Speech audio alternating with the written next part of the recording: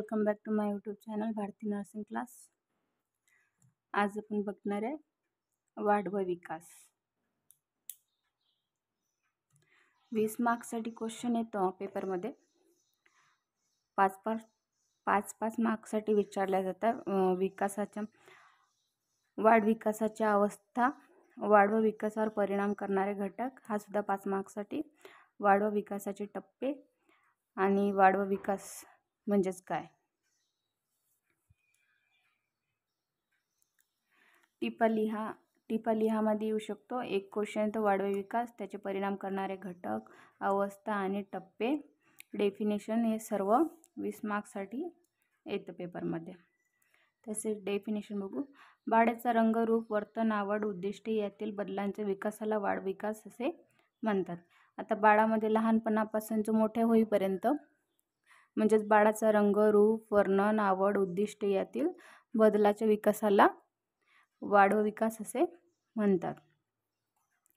वाढ बालकाचे रूप, वर्तन, आवड, उद्दिष्टे यातील बदलांना अभ्यास करून बालक पहिल्या विकासात्मक अवस्थेतून दुसऱ्या अवस्थेत पदार्पण करतोय।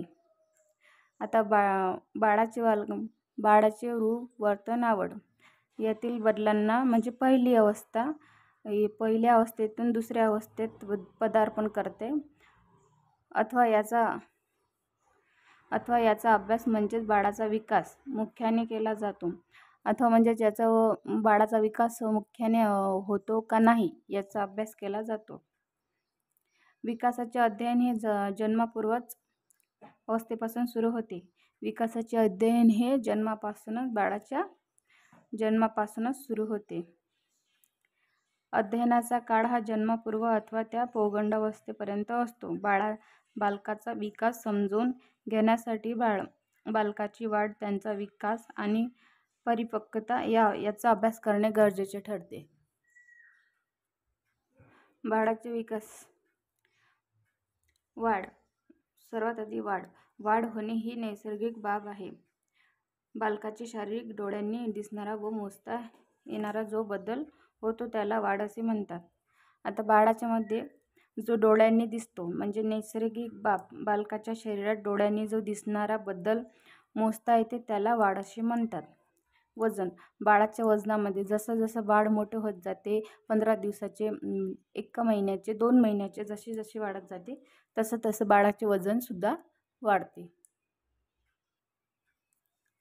बाळाचे वजन, त्याच्या हातापायाची लांबी, त्यांची उंची इत्यादी वाढलेली दिसते।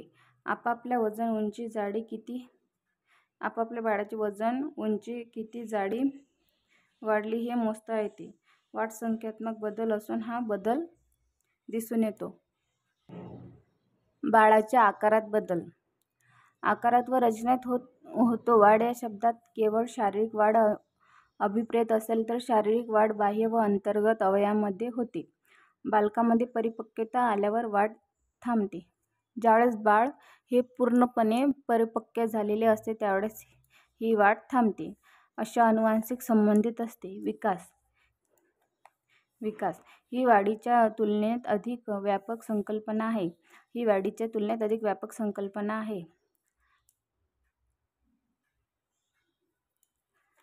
एलिझाबेथ हरलॉक यांच्या मते पक्व व अनुभव यांच्या परिणामाने होणारे क्रमबद्ध प्रगतिकारक बदल म्हणजेच विकास होय। हे डेफिनेशन अंडरलाईन केलेली हे डेफिनेशन पेपरमध्ये विचारले जाऊ शकते। विकास हा गुणात्मक असतो। विकासाचे सहजपणे मापन करणे अशक्य असते। उदाहरणार्थ भाषा विकास किती झाला आहे। उदाहरणार्थ भाषेचा विकास किती झाला आहे याचे मोजमाप करता येत नाही, यासाठी सेंटीमीटरमध्ये मोजता येत नाही ते। परिपक्वता। बालकाच्या प्रत्येक विकासासाठी काही ठराविक काळ जपावा लागतात। बालकाची काही शारीरिक व मानसिक तयारी पूर्ण व्हावी लागते। या तयारीस परिपक्वता म्हणतात। आता बालकाची शारीरिक व मानसिक तयारी पूर्ण व्हावी लागते त्यालाच परिपक्वता असे म्हणतात। बालक हा शारीरिक व मानसिक दृष्ट्या ज्यावेळेस तो परिपक्वता बनतो त्याला परिपक्वता असे म्हणतात। रंग।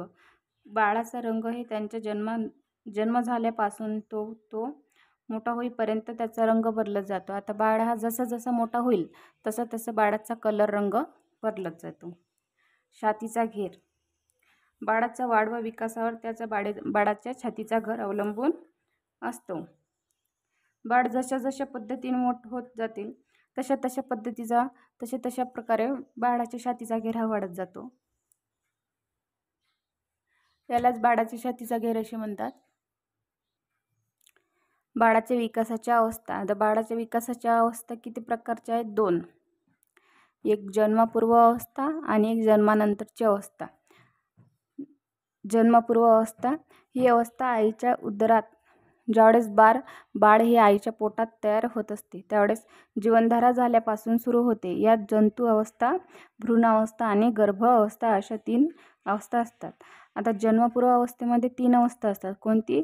तर जंतू अवस्था, भ्रूण अवस्था आणि गर्भावस्था अशा 3 अवस्था असतात. या अवस्थेचा कालखंड साधारणतः 250 ते 300 दिवसाचा असतो. जन्मपूर्वचा अवस्थेचा कालखंड 250 ते 300 दिवसाचा असतो. जन्मानंतरची अवस्था. बालकाचा जन्म झाल्यापासून 15 दिवसाच्या कालावधीत नवजात अवस्था 15 दिवसापासून 2 वर्षापर्यंत, शैशवावस्था 2 ते 6 वर्षाचा कालखंड, पूर्ण बाल्यावस्था आणि 6 ते 12 वर्ष हा उत्तर बाल्यावस्था काळ किशोरावस्था म्हणून ओळखला जातो. 6 ते 12 वर्ष हा बाल्यावस्था किशोरावस्थेचा काळ म्हणून ओळखला जातो. तसेच 13 ते 19 वर्ष हा कालखंड कुमारावस्था ओळखला जातो. बाळाच्या विकासाचे अंग. आता बाळाच्या विकासाचे अंगाचे पॉईंट. हे पॉईंट आहेत 6 पॉईंट. शारीरिक विकास. बाळाचा कशा प्रकारे विकास होतो? तर शारीरिक विकास, मानसिक विकास, बौद्धिक विकास, सामाजिक विकास आणि भावनिक सांस्कृतिक विकास. हे पॉईंट आहेत. तुम्ही याच्यामध्ये विश्लेषण सुद्धा करू शकता. 2-2, 4-4 ओळीमध्ये विश्लेषण करायचे. नेक्स्ट व्हिडिओमध्ये आपण वाढ व विकासावर परिणाम करणारे घटक आणि विकासाचे टप्पे बघू. तसेच व्हिडिओ आवडल्यास लाईक करा, चॅनलला सबस्क्राईब करा. थँक्यू.